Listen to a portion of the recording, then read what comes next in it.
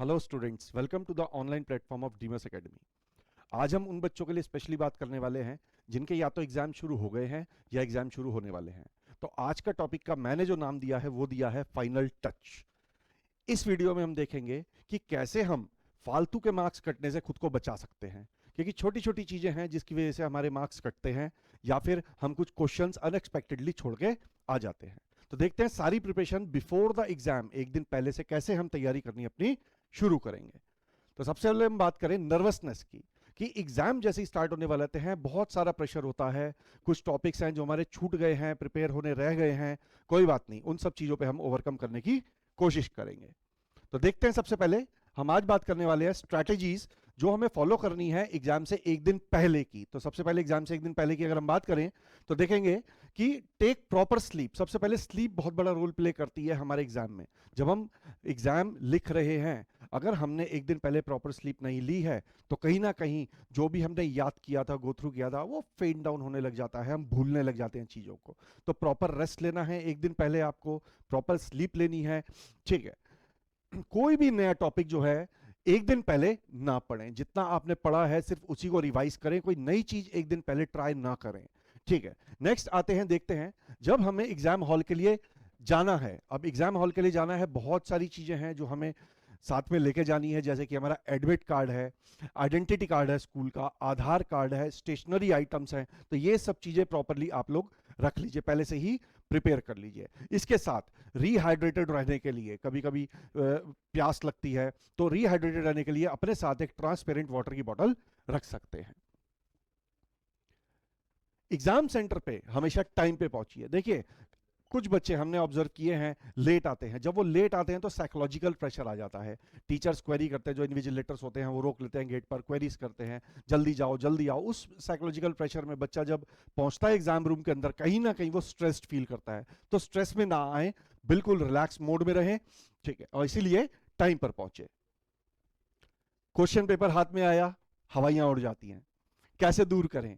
सबसे पहले अलमाइटी को याद करें, भगवान को याद करें, साथ साथ अपने पेरेंट्स को याद करें। तो स्ट्रेस फ्री रहना बहुत जरूरी है एग्जाम स्टार्ट करने से पहले, ठीक है। डीप ब्रेथ लें, सारी अपनी वरीज एक्सेल करें, तो लंबी सी सांस लें और अपनी जितनी भी वरीज है उनको दूर करें।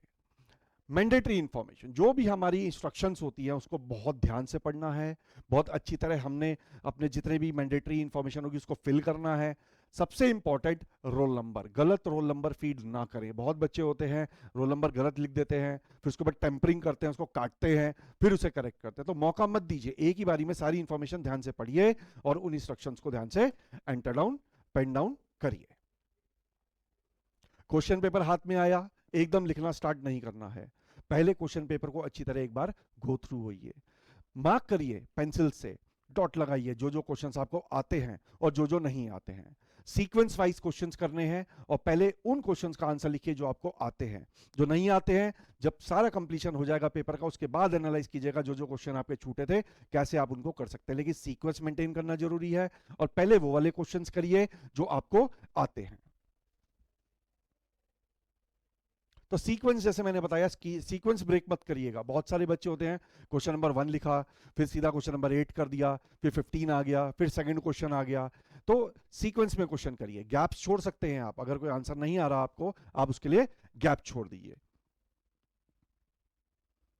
अब अगर हम बात करें एकेडमिक्स, क्लास 12 तक की बात करें तो एमसीक्यूज आते हैं, और बहुत सारे बच्चे हमने ड्यूरिंग चेकिंग ऑब्जर्व किए हैं जो एमसीक्यूज तक छोड़ के आ जाते हैं जबकि कोई नेगेटिव मार्किंग ही नहीं है। तो कहां का लॉजिक हुआ? अरे भैया, एमसीक्यू है, नेगेटिव मार्किंग नहीं है, 4 ऑप्शन है, उसमें से एक सही होगा। तो इसका मतलब अगर आपको कोई एमसीक्यू नहीं आता तो आप उसको बिल्कुल ब्लैंक मत छोड़िए। अगर हल्का सा लग रहा है हिंट कि ये ऑप्शन नियरेस्ट हो सकता है, उसका मार्क करिए। अगर नहीं आता तो रैंडमली कोई भी एक ऑप्शन आप लिख सकते हैं, क्योंकि 4 में से एक तो सही होगा ही, तो प्रोबेबिलिटी 25% है, 1/4 है कि एक ऑप्शन 4 में से सही होना ही होना है। नेक्स्ट बात करें टाइम मैनेजेबिलिटी की, तो बहुत बार ऐसा होता है पेपर आते हुए भी छूट जाता है। सारे आंसर आते हैं, लेकिन कुछ क्वेश्चन छूट गए क्योंकि टाइम नहीं बचा। तो टाइम मैनेजेबिलिटी बहुत जरूरी है। देखिए क्वेश्चन पेपर जो है वो डिफरेंट सेक्शंस में डिवाइडेड होता है, तो सेक्शन के हिसाब से हम टाइम डिवाइड कर सकते हैं। कितने मार्क्स का पहला सेक्शन है, कितने क्वेश्चन हैं, सेक्शन नंबर बी है, कितने मार्क्स का है, कितने क्वेश्चन है, उस हिसाब से हम टाइम लिमिट सेट कर सकते हैं और कोशिश करें उस टाइम लिमिट में ही हम उसको कवर अप करें, क्योंकि लास्ट में हमने जाके कहीं ना कहीं रिवीजन भी करना है एक बार। अब सबसे बड़ी प्रॉब्लम क्या आती है, मेरे को जो आंसर आता है मैं एक पेज का लिख दूंगा, चाहे वो 2 मार्क्स का क्वेश्चन हो। नहीं करना है ऐसा। Keep it simple and short.